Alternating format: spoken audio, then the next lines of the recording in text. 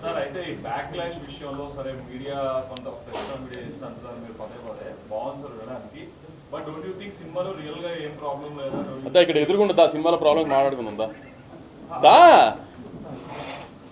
నీకేం ప్రాబ్లం వచ్చింది చెప్పు, దాన్ని బట్టి నేను చెప్తాను కదా. లైవ్ అంట, సారీ.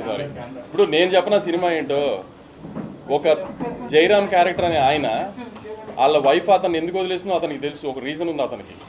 మహేష్ బాబు గారు 25 ఏళ్ల క్రితం వాళ్ళ మదర్ అతను ఎందుకు వదిలేసినో ఆయనకి తెలియదు, అది కథ.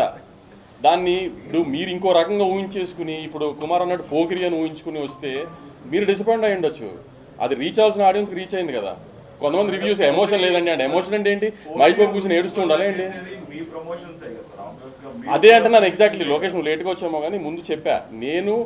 I don't think we have promoted the film in such way that it's a family film అని ముందు చెప్పలేదేమో. దాని మూలాన్ని కొంచెం ఆ ఫస్ట్లో బ్యాక్లాష్ వచ్చిందేమో అని అందుకే అనుకుంటున్నాను నా సైడ్ నుంచి అని కూడా చెప్పాను. అందుకే అదే చెప్పాను నేను. ఆ వనేం షోస్ వేయటం మూలాన, ఐ మీన్ సినిమా ఇట్లా ఉంటుంది ఫ్యామిలీ జానర్లో ఉంటుంది అని చెప్పకపోవడం మూలాన ఆ బ్యాక్లాష్ వచ్చిందేమో ఫ్యాన్స్ సైడ్ నుంచి అని. అయినా ఫ్యాన్స్ చాలా సపోర్ట్ చేస్తున్నారు. ఎందుకంటే ఇప్పుడు ఈ లేడీ వీడియో విశ్వనాథ్ ఇట్లాంటి అన్ని వీడియోస్ని ఫ్యాన్సే తీసి పంపిస్తున్నారు మాకు. అంత సపోర్ట్ చేశారు ఫ్యాన్స్ దీన్ని.